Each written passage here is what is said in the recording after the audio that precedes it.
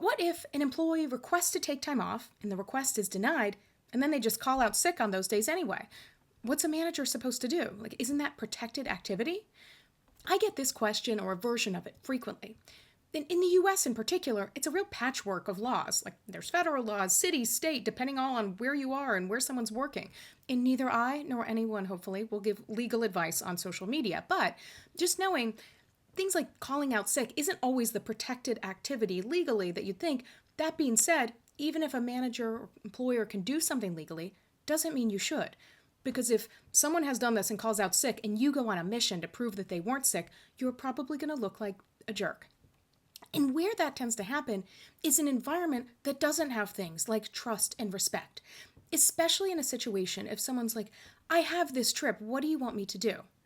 Because as a manager, as an employer, you may have some of these rules, like only one person can be out at once. Okay, well then what do you do if people have kids in all the same school district? What do you do if two people have like relatives getting married? Or what do you do on the other side? Like people may at times like both be sick at the same time or multiple people, or you have people with a family loss. And so just understanding it's really important that yes, there be fairness and consistency as much as possible, but also people have real lives. And so things like time off, it is so important, and not just in like a nice things, even from like if you're just focused on work results. It's shown studies that productivity goes up when people can actually take time and recharge. And so generally the answer should be yes, like yeah, you can take this time off.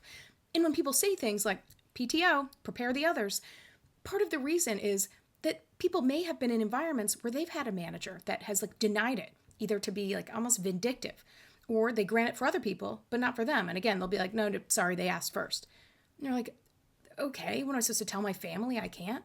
And so it's why it's so important in the job interview process. Like if there are specific times, like a store on Black Friday, and they're like, we need everyone as much as possible.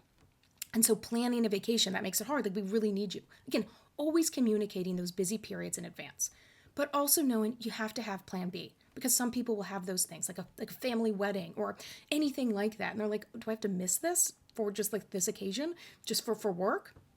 Or people will have things like sick.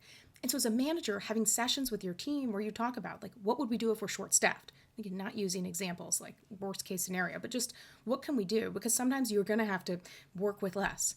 But so when you have that, it actually shows a trust-based, respectful environment that you can tell people, like generally it should totally be fine. Just check with me if you can. It really should be checking with, not asking for permission.